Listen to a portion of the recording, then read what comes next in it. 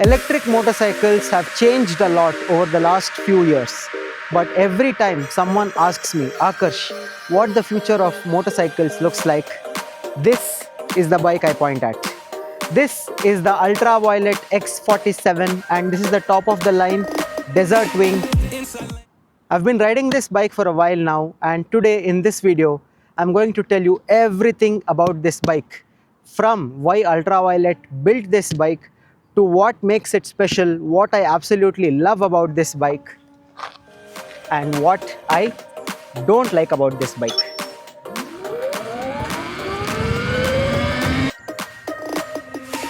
Inside lane, missing exits, glued to the pavement. Between the lines, I'll keep my gaze straight ahead as the last stop flies by.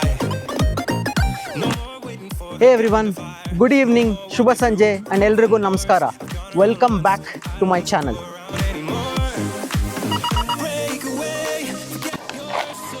If you are new here, I am Akarsh, and on this channel we talk about motorbikes, superbikes, travel vlogs, road trips and everything automotive. If that is something you're interested in, make sure you're subscribed because we've got some amazing content including this bike coming your way. Before we talk about this beautiful X47, let's talk about the company first. Ultraviolette isn't just another EV startup. It's actually a Namma Mane Bengaluru-based EV startup founded by Narayan Subramaniam and Neeraj Rajmohan, with a vision of building world-class performance motorcycles, not budget commuters, because this bike is not cheap. It comes at around 5 lakhs. Their vision has always been performance first, technology first and rider experience first. Ultraviolette's first motorcycle, the F77, which we all loved, completely changed the way people in India look at electric motorcycles. They didn't just make a motorcycle because it was electric. They made one because it was exciting. Now, after they've taken all the learnings from the F77 and built another beautiful motorcycle which is more practical, the X47. This isn't an adventure motorcycle. This isn't a naked motorcycle. This isn't a tourer as well. Then what is it? Ultraviolette calls it as a crossover. Imagine this, a bike that can do everything. Your daily office rides, check. Highway touring with this performance, check. Once in a while breakfast rides, check. You want to tour on this bike, you can do that as well, check. You want to do light trails, can handle that as well, check. So this is a perfect bike which does almost everything. That is why it is called a crossover.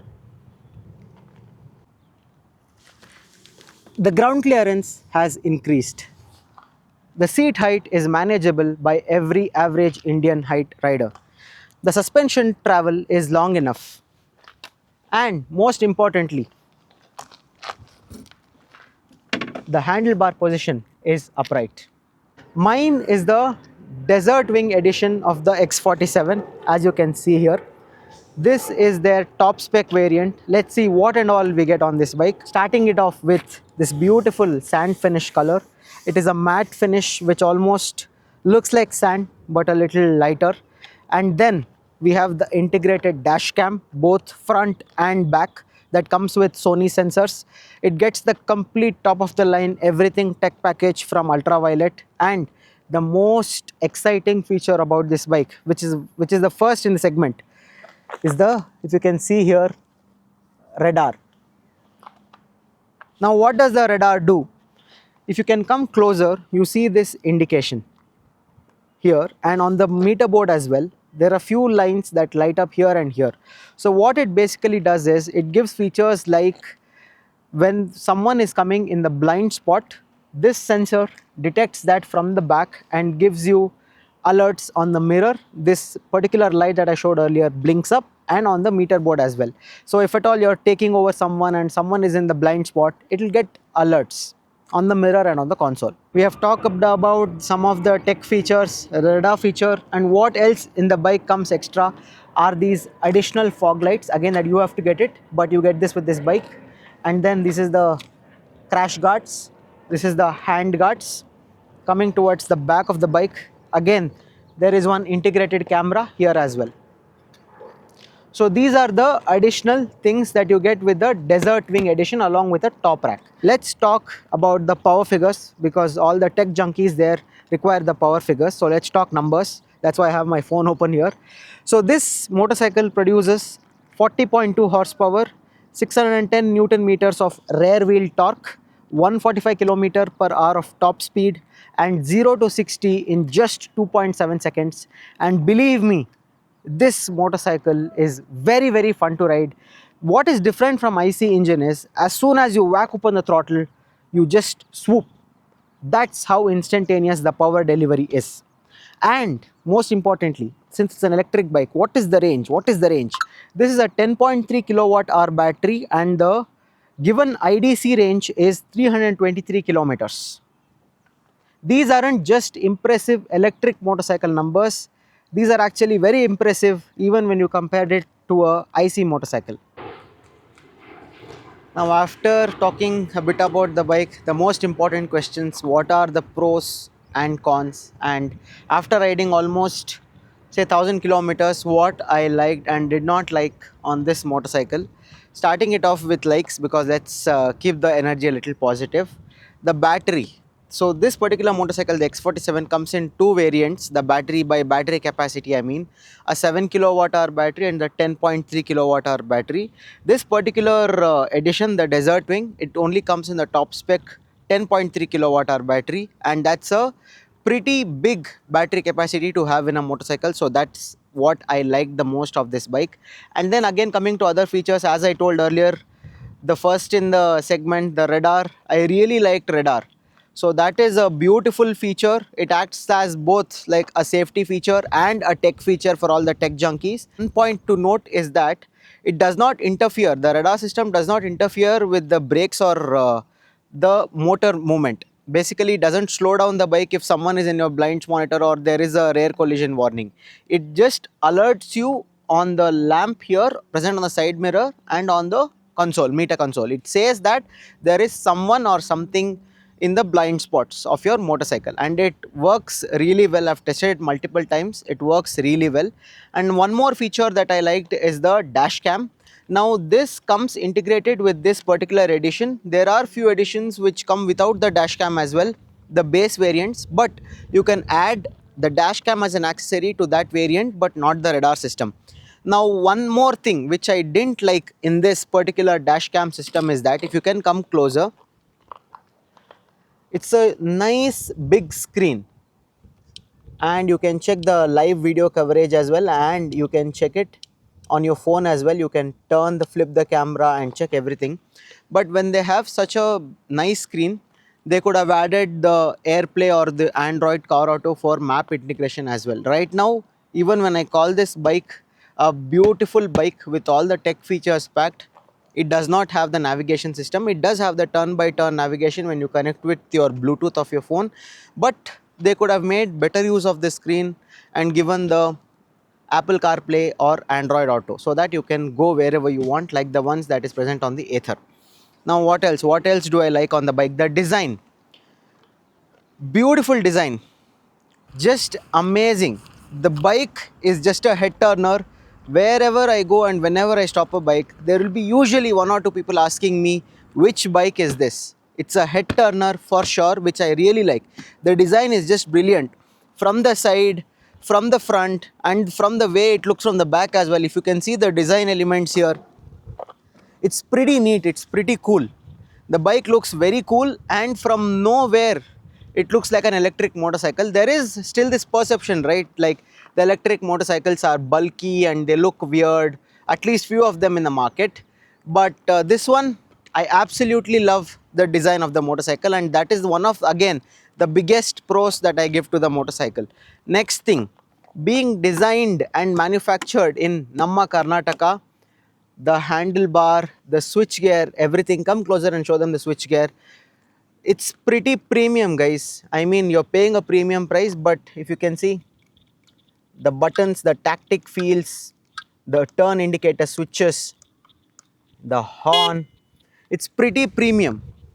I really like this bike. So this is one of, again, the plus feature, the premium switch gear, and the quality of the bike again is superb. Talking about the safety features along with the integrated dash cam, this motorcycle has ABS. I am a big yes for ABS. My sister who's recording this camera had a fall in the recent past, and that we highly suspect because she was riding an Aether and she had a fall, and including her, we believe that that was because of the absence of ABS. So this bike comes with the dual channel ABS, which is a big plus. Now, no motorcycle in the market is perfect, and so is this bike. So let's talk a bit about the cons of the bike. The first thing that I noticed even when I went to see this bike in the showroom is, if you can come little closer, the panel gaps. The bike is designed beautifully, but there are few panel gaps that are very evident. See here, it is not uniform. If you can see here, see. So Ultraviolette can take this as a point to be noted for their next generation. I know it is still a startup and they are improving. The quality and the panel gaps on compared to the F77 is much better, but still there is scope for improvement. The next biggest con I felt is the seat. It is wide enough, it is long enough, but I think it's too narrow, and sometimes I feel that let me sit on the bike and show it to you. Now all the guys will understand, sometimes when I'm aggressively riding the bike, I feel the seat presses at the wrong places which should not press. That makes me feel very uncomfortable. So I think extra cushioning or a little, scooping of the seat is required. So that I did not like of the bike. And one more thing is, the next con of the bike is again something related to the meter console. If you can come closer, there are a lot of warning lights present here, which in the direct sunlight is not visible at all. It's next to not visible. The screen, the middle screen that you can see with all the speedometer is visible. Come closer. This part is visible, but these parts, say suppose I switch on the high beam or anything, see, I am not able to see it. I am not sure if camera can do it or not. There are so many lights here, warning lights, that are absolutely not visible. When they are said to be such a tech focused company, this is a basic, they should have got this right. And the next one more con is that this is a connected bike. Basically it connects to your phone and you can geofence the bike and do all of that. But till date it's been a little less than a month since I bought this bike. I am not able to access all the features. The dealership says that it will take a little time, but I wonder how much time that it's actually going to take in comparison with the Aether, right? Aether is superb, the app is brilliant, but their app, the Ultraviolette app, has still a lot of scope for improvement. That is one feature that I really didn't like, because it just doesn't work when you want it to work. One more feature or con, I would not actually call it a con, but the F77 had an aluminum swing arm, but this one doesn't. I think it's steel, but having aluminum swing arm would have been really cool like that on the F77. I think it's a cost cutting or more of a practical feature. I'm not sure, but that is, I would like to point that out. Next, before I forget, the headlight. This is practically not usable. You can't ride this bike in the night without a set of additional auxiliary lights. Again, this, even with the Desert Wing, this doesn't come in stock. You have to pay around 11 to 12,000 rupees for these lights, auxiliary lights from Mad Dog. Again, because these lights are practically not usable. They are just, it's just not there. You don't get the confidence to ride in the night. So you need to get, again, if you're planning to buy this bike, you need to get the set of additional auxiliary lights. And one more thing is, they call it a crossover, and as I was pointing it out earlier in the video, this can do a lot of things. One thing they could have added is adjustable suspension. You're paying 5 lakh rupees to this bike. At least they should have given the option of having the additional adjustable suspension. The travel is long enough. I mean, it doesn't restrict you in any ways, but having that would have been really cool for this price point. I almost forgot one more thing which I really don't like on this motorcycle is, if you can come closer and show, this is the dash cam, and I told you as well that you can add it as an accessory. You see the wires running here. Say suppose I'm sitting on the back and I'm holding this is not up to the mark. I should have avoided this. I could have avoided this. Ultraviolette should have avoided this. See this tapes going here, which is holding the camera's wire. And say suppose if putting something on the luggage, it fiddles, there's an option, there's a chance of the wire getting cut, which I really don't like.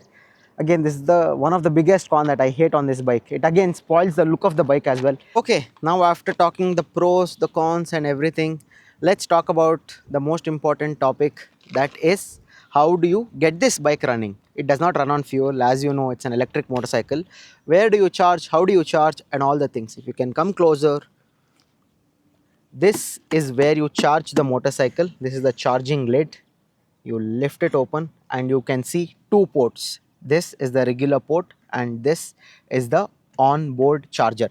Now, unlike much of the other electric motorcycles, you don't have to carry hefty equipment to charge this motorcycle. This has inbuilt charger. They give you a small wire, which I'm going to put a screenshot at the end of the video. You can just plug that wire here and to your socket and the bike will start charging. Now, say suppose you're going out, you're heading out, you don't want to carry that as well, but you want to stick to the charging infrastructure present, then they have the option for that as well. This is the regular type 2 DC fast charging port.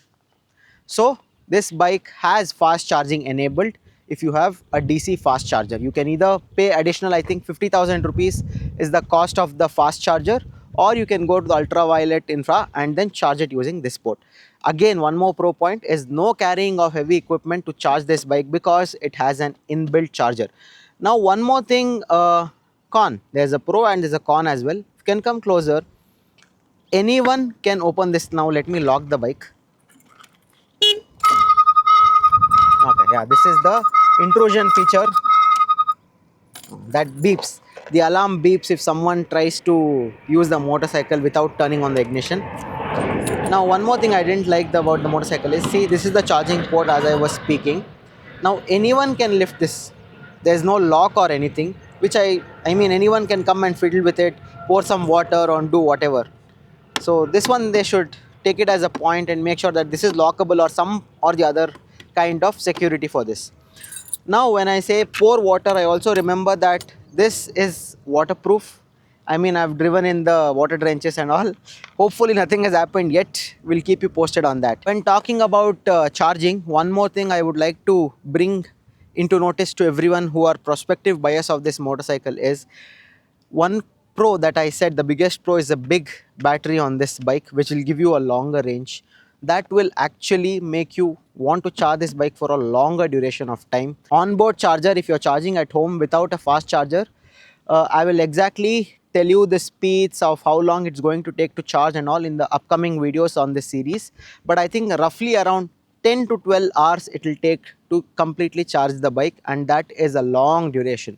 Even if you take roughly of 8 hours of sleep overnight, it will still need a couple more hours to fully charge the bike if the bike is at 0%. Now, one more thing to note is that Ultraviolet's charging infra, even for DC fast charging, is not present everywhere. They are still growing. I mean, in Bangalore, I think hardly some 15 to 20 places is all I can say that I have seen poster. Particularly, I have not seen anywhere Ultraviolet's fast charger. So they're still growing. So that is a thing to keep in your mind if at all you're planning to buy this bike and be like, hey, I'm going to depend on Ultraviolet's fast charger for charging this bike. They still need a lot of infrastructure. So that again is a decision that you have to make, whether you can live with it or not.